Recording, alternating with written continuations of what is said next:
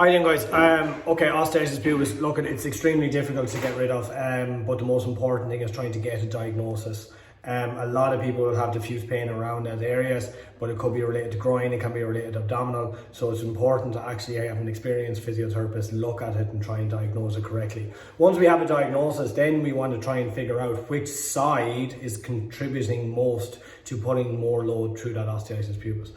Now, when you have a lot of GAA players or a lot of rugby players and they're running and their rib cage is flared up but their hips are set back, we generally put a little bit more load through osteitis pubis, and that means you kind of have that tilted pelvis where the front of it is tilted forward, the back of it is tilted back, you have that big curve in your back, and then your rib cage is flared up into that position. So what we have to do is, number one, get the diagnosis, and number two, measure the strength between the hips, see where you're tight, see where you're weak, and then try and balance that out so you're in a better position to go running. What happens is that people start to feel, all right, the pain is starting to go away, and then they go back in straight away back into sport, and then it becomes sore again. The classic signs of osteitis pubis is you might be fine running in a straight line, but then as soon as you go to change direction, you don't have that torso control to prevent more load going through the osteitis pubis, going through that pubic bone. So then what happens is when you go to change direction, your shoulders go one way, then you put more stress down through that side of it, and it ends up being quite sore. So yeah, it is a little bit difficult to get on top of it, and then you mightn't understand it as well, and then you start to get frustrated with it, and then you think, all right, feck it, I'll just go in and I'll just go back and see how it goes. But no, generally the treatment will fail because you go back too early. The running programs that we design are based upon restoring proper movement through that hip joint, having good torso control on top of your hips, being able to disassociate your hip movement from your torso movement, then getting you back.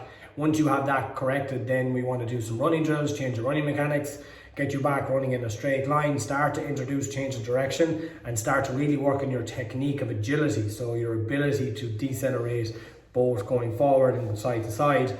And if you can master that and understand the mechanics of trying to get lower to the ground, so you have more force, more ground reaction forces, so you're able to change direction, then it becomes a lot easier. But it's getting the person to understand that at the very beginning, which is probably the hardest part of the rehab process. But look, it can be done. It is a frustrating injury. Restoring normal movements, and then restoring strength, then restoring running mechanics, then actually just increasing all the endurance is generally the process. How long it takes, look at how long is a piece of string. We could have somebody that has very, very little strength that will take longer to build up the strength, or with somebody that has a lot of strength and they're compensating in so many other different areas. Both are quite difficult to treat, but both can respond quite quickly. We just have to see how the first week goes and then see how your body responds. Then we'll be able to get a better idea of how long this is going to take. But yeah, that's our 2 pence on osteitis pubis. Is a very frustrating condition, more commonly seen in GAA players where there's a lot of change of direction, but it is treatable once you get the proper diagnosis.